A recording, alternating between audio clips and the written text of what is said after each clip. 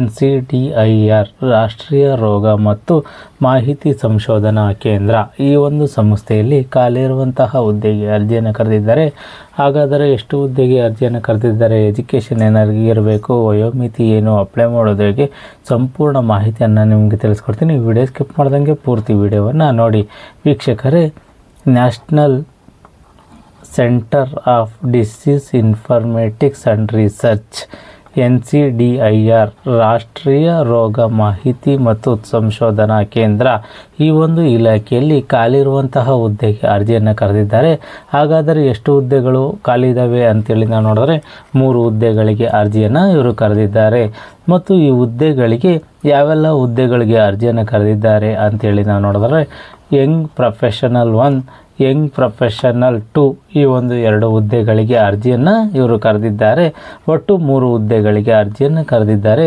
ಈ ಒಂದು ಹುದ್ದೆಗಳಿಗೆ ಎಜುಕೇಷನ್ ಏನಾಗಿರಬೇಕು ಅರ್ಜಿ ಸಲ್ಲಿಸಲಿಕ್ಕೆ ಅಂತ ನಾವು ನೋಡಿದ್ರೆ ಯಂಗ್ ಪ್ರೊಫೆಷನಲ್ 1 ಈ ಒಂದು ವಿಭಾಗದಲ್ಲಿ ಗ್ರ್ಯಾಜುಯೇಷನ್ ಅಂದರೆ ಪದವಿಯನ್ನು ಪಡೆದಿರೋರು ಅರ್ಜಿಯನ್ನು ಸಲ್ಲಿಸಬಹುದು.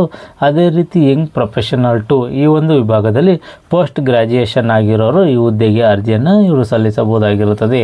ಈ ಒಂದು ಹುದ್ದೆಗಳಿಗೆ ಒಂದು ವಯೋಮಿತಿ ಏನಿರುತ್ತೆ ಅರ್ಜಿ ಸಲ್ಲಿಸಲಿಕ್ಕೆ ಅಂತೇಳಿ ನಾವು ನೋಡಿದ್ರೆ ಯಂಗ್ ಪ್ರೊಫೆಷನಲ್ 1 ಈ ಒಂದು ವಿಭಾಗದಲ್ಲಿ 35 ವರ್ಷದೊಳಗಡೆ ಇರೋರು ಅರ್ಜಿಯನ್ನು ಸಲ್ಲಿಸಬಹುದಾಗಿರುತ್ತದೆ. ಯಂಗ್ ಪ್ರೊಫೆಷನಲ್ 2 ಈ ಒಂದು ವಿಭಾಗದಲ್ಲಿ 40 ವರ್ಷದೊಳಗಡೆ ಇರೋರು ಅರ್ಜಿಯನ್ನು ಸಲ್ಲಿಸಬಹುದಾಗಿರುತ್ತದೆ. ಮತ್ತು ಈ ಹುದ್ದೆಗಳಿಗೂ ಸಹ ಒಂದು ವಯೋಮಿತಿ ಸಡಿಲಿಕೆ ಇರುತ್ತೆ ಅಂತೇಳಿ ಒಂದು ಮಾಹಿತಿಯನ್ನು ಇವರು ನೀಡಿದ್ದಾರೆ. ಅದು ಏನು ಆ್ಯಸ್ ಫರ್ ರೂಲ್ಸ್ ಪ್ರಕಾರ ಗೌರ್ಮೆಂಟ್ ರೂಲ್ ಪ್ರಕಾರ ಕೊಡ್ತೀವಿ ಅಂತೇಳಿ ಒಂದು ಇನ್ಫಾರ್ಮೇಷನನ್ನು ಇವರು ನೀಡಿದ್ದಾರೆ. ಈ ಒಂದು ಹುದ್ದೆಗಳಿಗೆ ಸೆಲೆಕ್ಷನ್ ಪ್ರೋಸೆಸ್ ಯಾವ ರೀತಿ ಇರುತ್ತೆ ಅಂತೇಳಿ ನಾವು ನೋಡಿದರೆ ಕ್ವಾಲಿಫಿಕೇಷನ್ನು ಮತ್ತು ಎಕ್ಸ್ಪೀರಿಯೆನ್ಸು ಈ ಎರಡರಲ್ಲೂ ಸೆಲೆಕ್ಟ್ ಆದವ್ರನ್ನ ಇಂಟರ್ವ್ಯೂ ಮುಖಾಂತರ ಆಯ್ಕೆಯನ್ನು ಮಾಡ್ಕೊತೀವಿ ಅಂತೇಳಿ ಒಂದು ಮಾಹಿತಿಯನ್ನು ಇವರು ನೀಡಿದ್ದಾರೆ. ಅದೇ ರೀತಿ ಈ ಒಂದು ಹುದ್ದೆಗಳಿಗೆ ಸ್ಯಾಲ್ರಿ ಏನಿರುತ್ತೆ ಅಂತೇಳಿ ನಾವು ಸ್ಯಾಲ್ರಿ ವೇತನ ಬಗ್ಗೆ ನಾವು ನೋಡಿದ್ರೆ ಯಂಗ್ ಪ್ರೊಫೆಷನಲ್ 1 ಈ ಒಂದು ವಿಭಾಗಕ್ಕೆ 30,000 ರೂಪಾಯಿಗಳ ಫರ್ ಮಂತ್ ಸ್ಯಾಲ್ರಿಯನ್ನು ನಿಗದಿಪಡಿಸಿದ್ದಾರೆ. ಅದೇ ರೀತಿ ಯಂಗ್ ಪ್ರೊಫೆಷನಲ್ 2 ಈ ಒಂದು ವಿಭಾಗಕ್ಕೆ 42,000 ರೂಪಾಯಿಗಳ ಫರ್ ಮಂತ್ ವೇತನವನ್ನು ಇವರು ನಿಗದಿಪಡಿಸಿದ್ದಾರೆ. ಈ ಒಂದು ಹುದ್ದೆಗಳಿಗೆ ಅರ್ಜಿಯನ್ನು ಹೇಗೆ ಸಲ್ಲಿಸಬೇಕು ಅಂತೇಳಿ ನಾವು ನೋಡಿದರೆ ನೀವು ಯಾವುದೇ ರೀತಿಯ ನಿಮ್ಮ ಏನು ದಾಖಲೆಗಳಿದ್ದಾವೆ ಆ ದಾಖಲೆಗಳಿಗೆ ಎಲ್ಲದಕ್ಕೂ ದಾಖಲೆಗಳಿಗೂ ಸ್ವಯಂ ದೃಢೀಕರಣವನ್ನು ಮಾಡಿ ಅಂದರೆ ನೀವು ಸಿಗ್ನೇಚರನ್ನು ಮಾಡಿ ಈ ಒಂದು ಅಡ್ರೆಸ್ಗೆ ಈ ಒಂದು ಮೇಲ್ ಅಡ್ರೆಸ್ಗೆ ನೀವು ಮೇಲನ್ನು ಮಾಡಬೇಕಾಗಿರುತ್ತದೆ. ಯಾವುದು ಅಂತೇಳಿ ನಾವು ನೋಡಿದ್ರೆ